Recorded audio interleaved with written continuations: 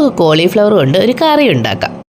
ചെറിയ കഷ്ണങ്ങളാക്കി നന്നായി കഴുകി വൃത്തിയാക്കി എടുക്കാവേ. അതിലേക്ക് കുറച്ച് മട്ടർ കൂടി വേണേ. എന്നിട്ട് നമ്മൾ കഴുകി വൃത്തിയാക്കി വെച്ചിരിക്കുന്ന കോളിഫ്ലവർ നന്നായി വെള്ളം തിളച്ച് കഴിയുമ്പോൾ അതിലേക്കിട്ട് ഒന്ന് ഓഫ് ചെയ്തിങ്ങെടുക്കാവേ. എന്നിട്ട് ഇതുപോലെ ഒരു ചോപ്പറിലേക്ക് ഇട്ടിട്ട് നന്നായിട്ടൊന്ന് ക്രഷ് ചെയ്തെടുക്കണം. ഇതാ അപ്പോൾ ഇങ്ങനെ കിട്ടുവേ. അതിനായി കുറച്ച് ഓയിൽ ഒഴിച്ചതിന് ശേഷം നമുക്ക് പട്ട, ഗ്രാമ്പു, 2-3 വറ്റൽ മുളക് കൂടി ഇട്ട് കൊടുത്തൊന്ന് പൊട്ടിച്ചെടുക്കാം. ഞാൻ കടുകും ജീരകവും ഒന്നും ഇതിൽ ചേർക്കുന്നില്ലേ. എന്നിട്ട് കുറച്ച് സവാള നമുക്ക് അരിഞ്ഞു വെച്ചത് ഇതിലേക്ക് ചേർത്ത് കൊടുക്കണേ. ഒരു മീഡിയം സൈസ് സവാളയാണ് ഞാൻ എടുത്തിരിക്കുന്നത്. ഇനി അതിലേക്ക് ആവശ്യത്തിന് വേണ്ട ഉപ്പ് കൂടി ചേർത്തിട്ട് നമുക്ക് ആ സവാളയൊന്ന് വഴറ്റിയെടുക്കാവേ. അതൊന്ന് വഴണ്ട് കഴിയുമ്പോൾ ഒരു 5-6 വെളുത്തുള്ളിയാണ് ഞാൻ എടുത്തേക്കുന്നത്. അതും കുറച്ച് ഇഞ്ചിയും കൂടി ചെറുതായി കട്ട് ചെയ്ത് അതിലേക്ക് ചേർത്ത് കൊടുക്കാവേ. ഇതെല്ലാം കൂടി ഇനി നന്നായി ഒന്ന് വഴറ്റിയെടുക്കാം.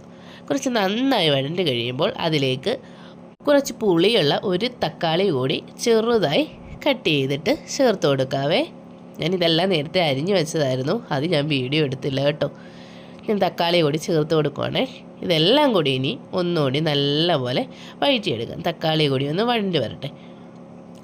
എന്നിട്ട് നമുക്ക് അതിലേക്ക് പൊടികൾ ചേർത്ത് കൊടുക്കാവേ.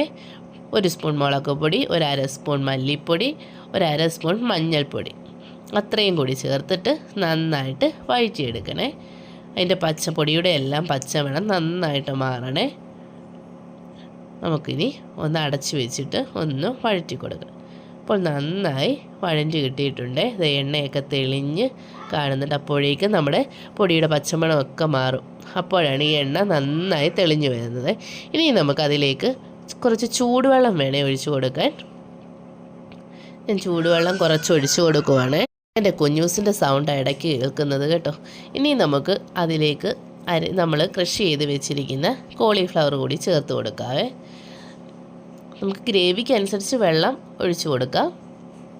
കോളിഫ്ലവർ കൂടി ഞാൻ ചേർത്ത് കൊടുത്തിട്ടുണ്ട്. ഇതിലേക്ക് ഞാൻ ആ മട്ടറും ഒന്ന് വേവിച്ച് വെച്ചേക്കുവാണ്, അതുകൂടി ചേർത്ത് കൊടുക്കുക. എന്നിട്ട് നന്നായിട്ട് മിക്സ് ചെയ്ത് ആ മസാല എല്ലാം ഇതിൽ പിടിക്കത്തക്ക രീതിയിൽ ഒന്ന് മിക്സ് ചെയ്തിട്ട് നമുക്കൊന്ന് അടച്ചു വെച്ചിട്ടൊന്ന് വേവിച്ചെടുക്കാൻ വേണ്ടുവേ. അങ്ങനെ നമ്മുടെ കറി വെന്ത് വന്നിട്ടുണ്ട്. ഇനി നമുക്ക് ഗ്രേവി വേണ്ടതനുസരിച്ച് കുറുക്കിയെടുക്കാമേ.